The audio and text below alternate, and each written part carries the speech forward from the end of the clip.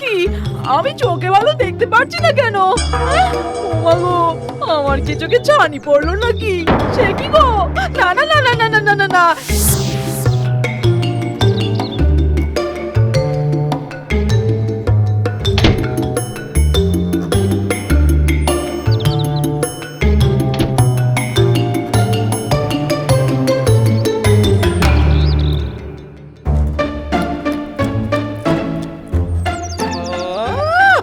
অন্যের ক্ষেত থেকে চুরি করা ভুট্টার স্বাদই আলাদা।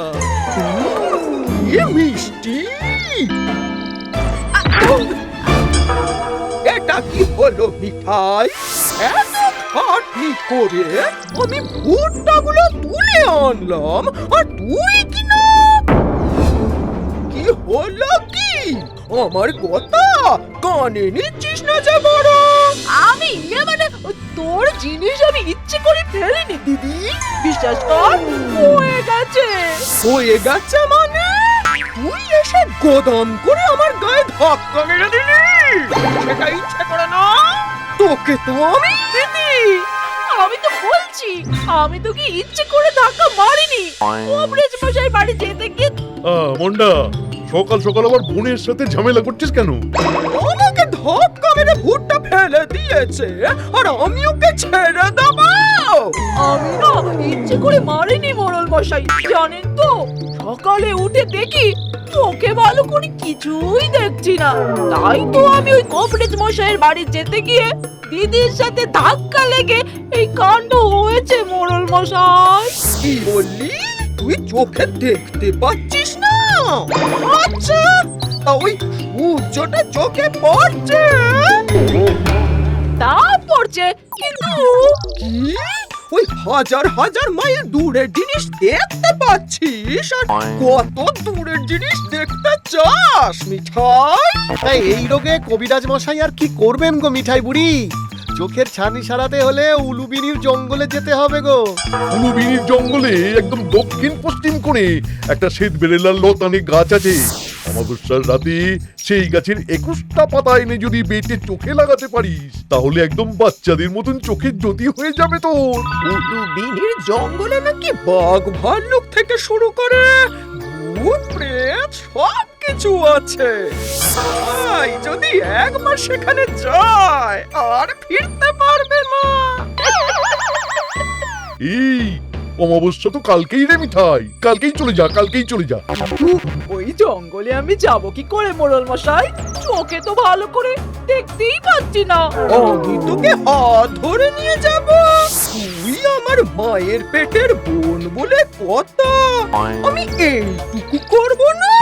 হ্যাঁ,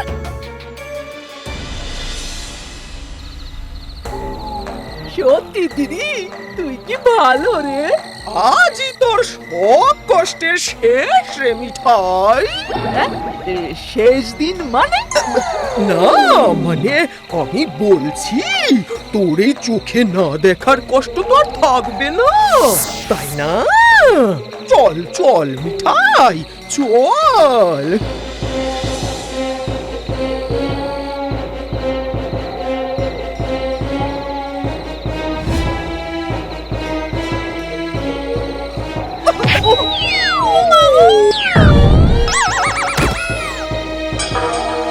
বাঘ মামা, আমার এই ফোনটাকে ভালো করে চিবিয়ে চিবিয়ে খেও, ঠিক আছে?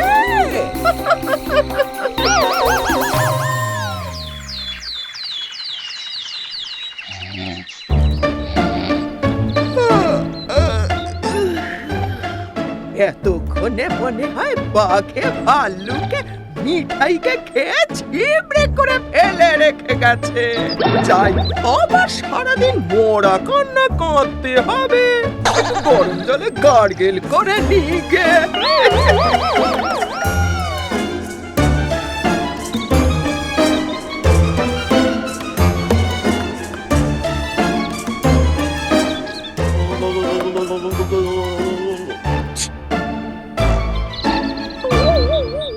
ওরে আমার একমাত্র বোনটা এইভাবে বেঘরে মারা গেল গো। আমার তো সব চলে গেল গো। দিদি, এই দেখো, শোকের জন্য আমি আমার বোনের গলাও শুনতে পাচ্ছি গো। ও মা গো! আরে না দিদি, এ তো আমি।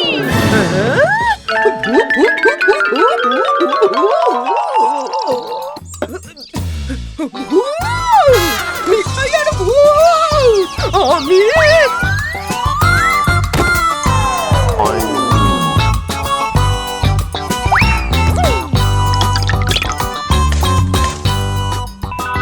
আমি ভূত না, তুই দেখ না, দেখ।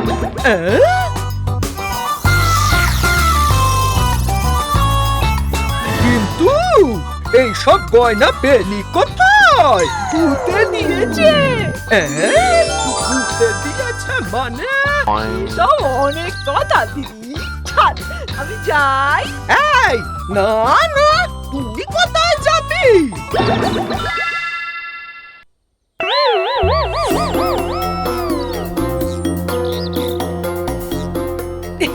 বোন আমার চোখ সারিয়ে ফিরবে বলে আমি কিনা এত কিছু এনে রেখেছি, আর তুই কিনা নে নে, অয়েস করে বসে খা তো দেখি।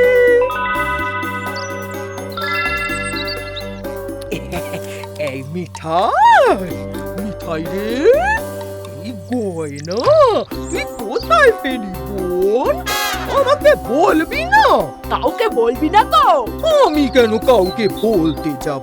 আমি তো ওই অজ্ঞান হয়ে পড়লাম, তারপর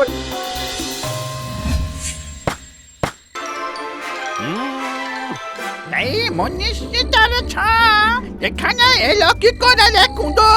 সেটা তো আমিও ভাবছি গো হেঁদো কাকা। ভুল করে চলে এসেছে মনে হয়। দেখি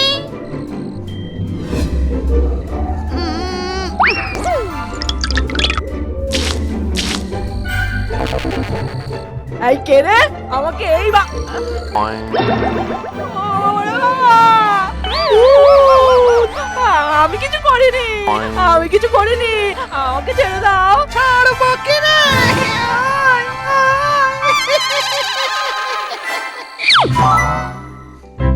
অনেক দিন মনীষীর হাতের রান্না খাইনি, বেশ জমিয়ে রান্না করে দেখি। আমি আর রান্না, সে তো ওই বেশি বকলে না তোকে ঘাড় মটকে গিলে খাবো। শুরু কর।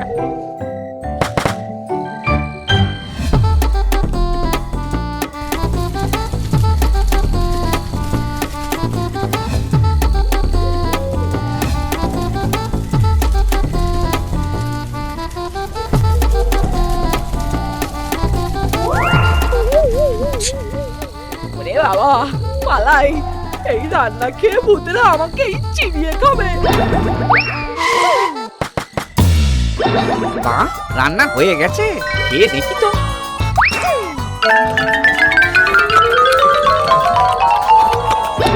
ওরে বাবা!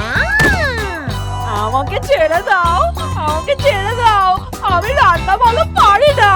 তোর রান্না খেয়ে তো আমার সেই আগের জীবনের কথা মনে পড়ে গেছে রে। আর কেঁদো তো এত খাবার খেয়ে খুশিতে অজ্ঞান হয়ে গেছে।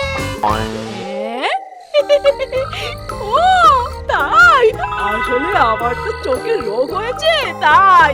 তাহলে আরো চপ্পল রান্না করে তোমাদের তাক লাগিয়ে দিতাম। এই কথা শুধু রোগ সারাবো না, উপহারও দেব। এই নে।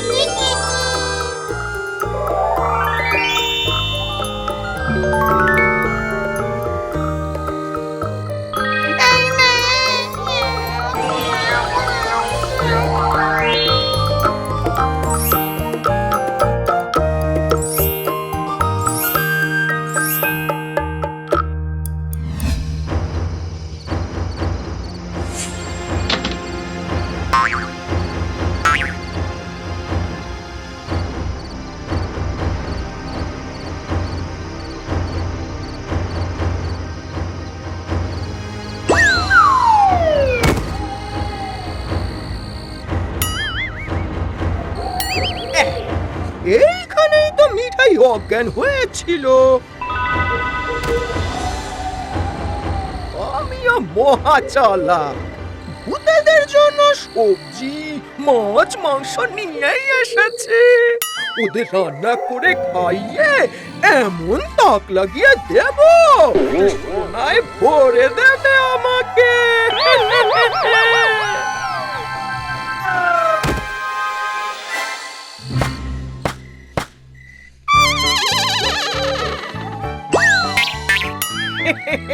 আমি মন্ডা, তোমাদের এমন রান্না করে খাওয়াবো যে তোমাদের কাছে যত হিরে জহরত আছে সব আমাকে দিয়ে দেবে তোমরা।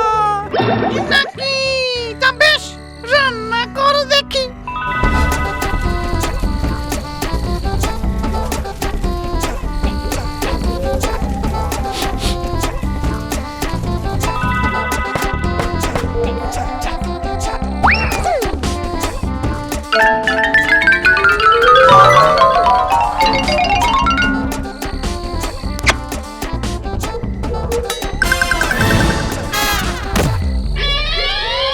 ওরে বাবা রে, আমার রান্না খেয়ে তো এদের মুখ হাঁ হয়ে গেছে। ও বাজে রান্না আমরা জন্মে খাইনি গো। এত সুস্বাদু খাবার খেয়ে বেইমানি করতে লেগেছ। আমাকে সোনার গয়না না দিলে আমি যাবই না এখান থেকে।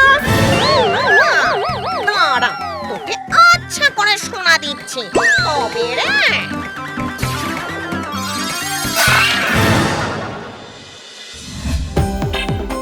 ওরে বাবা রে, ভূতের সোনার গয়না পেতে গিয়ে এ আমি কি পেলাম রে? ওরে মিঠাই, আয় বাঁচা আমাকে মিঠাই রে। উমা দিদি, ভূতেরা তোকে তো ভারী ভালো ভালো গয়না দিয়েছে।